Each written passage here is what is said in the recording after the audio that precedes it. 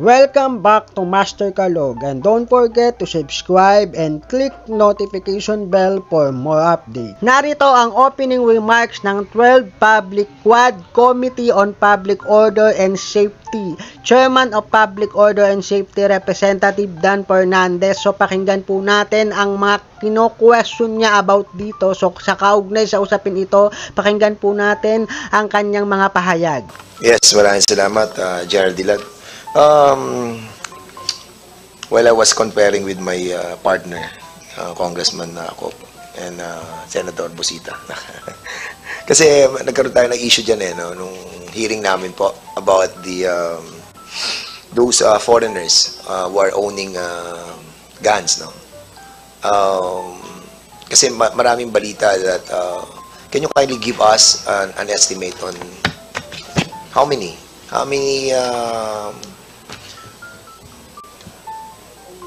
fake documents that was secured by those foreigners to acquire license from FEO. Kasi sa PNP nakakuha si Tony Yang di ba?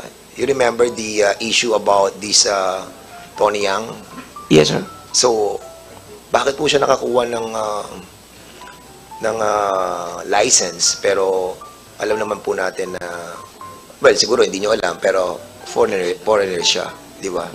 So, can you kindly explore this issue? Kasi kung si Tony Yang ay isa lamang doon sa mga hindi Pilipino na nakakuha, what more, yung iba pang mga foreigners?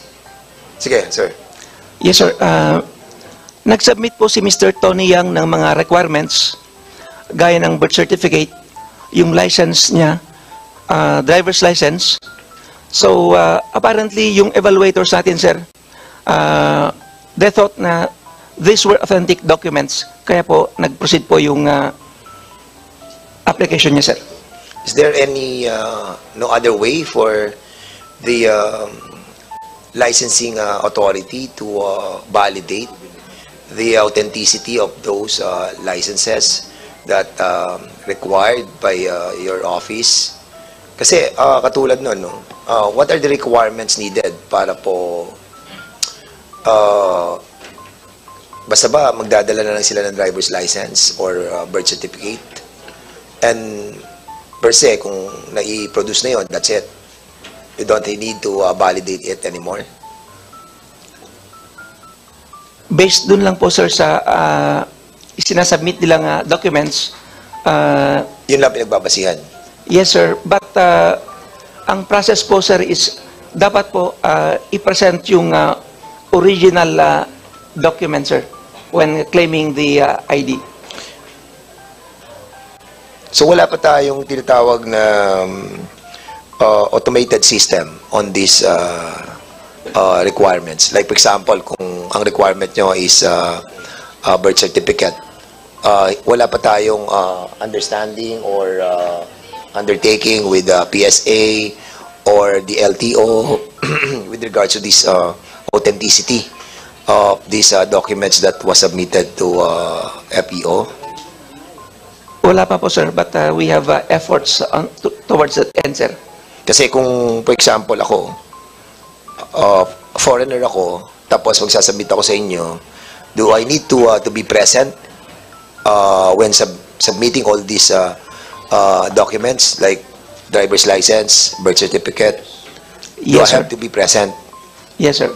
Kailangan present ka. Opo, sir. And then, from that document, yun lang ang pagbabasehan natin kung i-issue natin sila ng ano.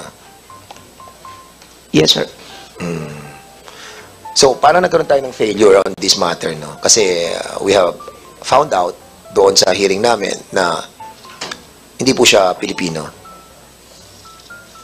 The chair would like to acknowledge the presence of Congressman Reynante Arrogancia. So, ano po,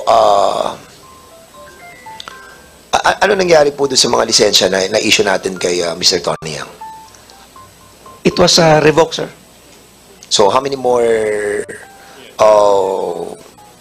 foreigners, no, na na-revoke natin ng mga lisensya? Around 40, sir. 40? Yes, sir. So far, 40 pa lang. But meron pa po tayong mga ibang tinitignang mga personalities. Yes, sir. Continuous po yung effort natin, sir, na mag-validate po, sir. How about yung mga brothers ni Mr. Tony Yang? Sila Michael Yang, sila ano? Na-issuean ba natin sila ng mga licenses? No, sir. Wala.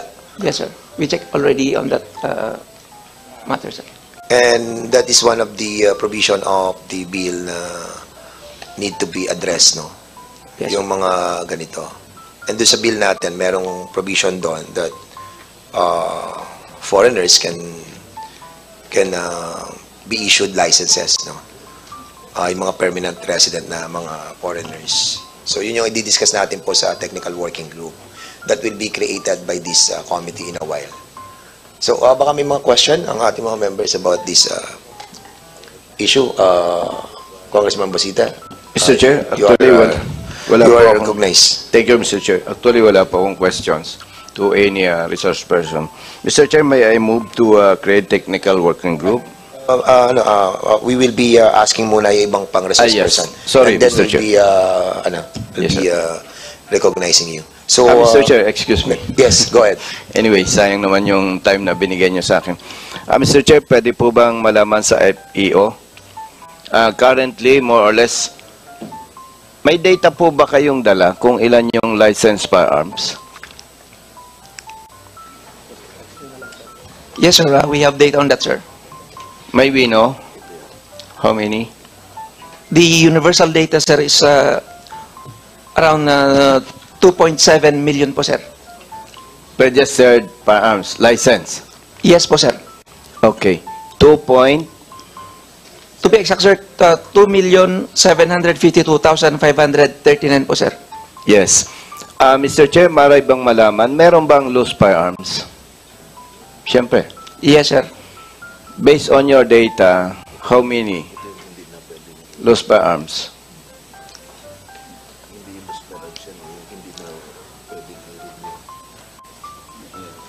We have around 545,742 firearms that can be categorized as loose firearms because they cannot be renewed anymore, sir. Kasi po, na-revoke po sila, sir. Okay, so if we have a list of lost firearms and that is more than 500,000? Yes, sir. Okay. Meron po ba kayong accomplishment periodically? Yes, sir. Meron po, sir. Meron po ba dyan? Like, for example, Mr. Chair, today is January 13. So, last December, ilan po ang accomplishment ninyo against loose firearms? Sir, we'll submit po, sir, yung data after this meeting, sir. Mr. Chair, pwede po bang mag-request na to direct the PNP to submit list of their accomplishments with regard to the lost firearms periodically, Mr. Chair? Okay, the PNP is hereby directed to submit to us ASAP the list of the accomplishment regarding doon po sa mga loose firearms yearly. Am I correct? Monthly, Mr. Chair. Monthly. Okay. Para maging basis po natin sa technical working group that we will be creating in a while. Okay? PNP?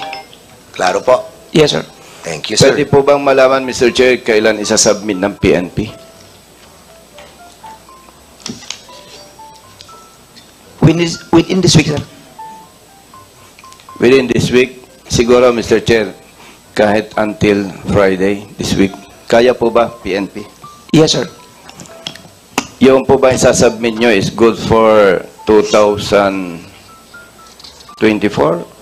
Yes, sir. Opo, sir. How about yung ibang years po? Can you submit? Yes, sir. Cumulative na po yun, sir. Okay. Thank you, Mr. Chair. Okay, so kung wala na po tayong punta tayo sa NICA, no? NICA, being represented by si Director Silvio, Directorate for Counterintelligence. Director Perlu, Silvio, you are now recognized. Maraming salamat po, Honorable Dan Bernades and other members of this committee. colleagues in the government, stakeholders from the firearm sector. Magandang umaga po ulit. In behalf of NICA, we'd like to recognize and appreciate the initiatives of the honorable congressman for initiating these 3 bills.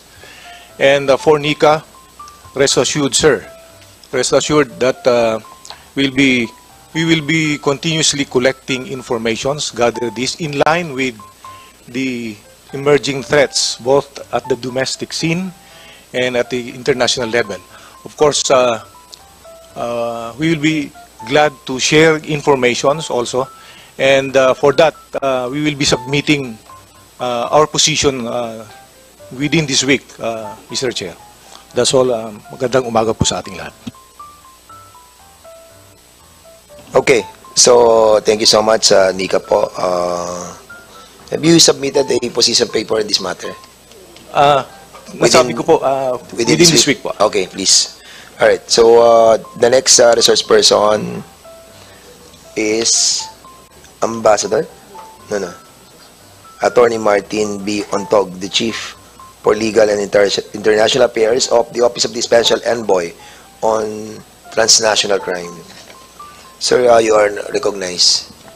Thank you very much, Mr. Chair. On behalf of the Special Envoy on Transnational Crime, a pleasant morning to the chairperson and the members of this committee, as well as the stakeholders and colleagues in the government. Good morning. First of all, Mr. Chair, upon review of the 3 House bills introduced, we took notice that some provisions take steps toward enhanced firearm regulation, prioritizing safety and accountability. In contrast, there are also provisions that risks undermining these gains by prioritizing individual convenience over public safety and security. Collectively, these bills highlight the ongoing need for a balanced, evidence-based approach to firearm regulation and legislation that prioritizes societal welfare over individual firearm privileges. From the perspective of the transnational crime prevention, some provisions in the House bills provide opportunities to enhance firearm regulation and align with international standards. However, some provisions push for a relaxed regulations that risks undermining these efforts and could inadvertently contribute to the proliferation of firearms and ammunition in the transnational black markets. Your Honor, if we may, this committee should prioritize a robust public safety, monitoring mechanisms, and adherence to global standards to prevent the Philippines from becoming a hub for transnational weapons trafficking. That would be all, Your Honor. Mukhang advance kayo sa inyong position paper, and thank you for Yes, this. Your Honor. We were discussing about the position paper that you have submitted to us. So thank you for that. It will give us more flexible room para we can adopt a more adaptive bill, no, dito sa ginawa po nating sponsorship dun sa House Bill number 11141 11141. Okay, so sunod na po natin yung firearm dealers and manufacturers. So we have invited also the owner of Armscore. So sino ba owner? Armscore, si Miss Christina Tuason. Ma'am, you are recognized. Ay, sino pa? Yung Firearms and Ammunition Manufacturers Association of the Philippines, PAMAP, si Miss Gina Marie Angangco, ang presidente. So, ma'am, you are now recognized. Go ahead. Thank you very much, Mr. Chairman, to the honorable members of the Congress and our fellow stakeholders in the industry and our partners in the various government offices. We are very happy that this House bills are being taken up. We have no opposition, and we truly support the need to have peace and order in our country. However, we do want to emphasize that there are illegal manufacturers and illegal dealers and owners of illegal firearms that put a bad light on our industry. And we have identified some of the provisions here. Many of them are all right, some of them are not, but we will present a formal position paper once we start finding out what other concerns are. But one of the issues here, do you want to take it up, regarding the number of firearms? There is a bill here that regarding the number of firearms that an individual can possess. We have allowed, the PNP or the government has allowed type 5 license holders, meaning they can own more than 15 firearms. And there are some who already have more than that. Based on this law number 9718, type 5 is being reduced to 20 firearms, and the balance of the firearms in excess of 20 are supposed to be surrendered without compensation. It was allowed, and so these people are not the ones who have committed the crimes. Based on, I know the intent of this is to prevent election-related violence and other crimes, but based on statistics we've heard, because I think in one hearing in the Senate, the PNP was asked for statistics on firearms involved in crime. Without that, the latest statistics we've heard is legal firearms only account for 0.005% of the crimes involved in firearms. So this is a very small, of course, every crime is not good, but if we are going to look at the efforts put on controlling and further regulating the legal industry without doing more against the illegal industry, we are being put at a disadvantage when we follow the law carefully. We'll go, as we go along, we'll maybe request to put our position. Thank you so much, Ma'am Gina.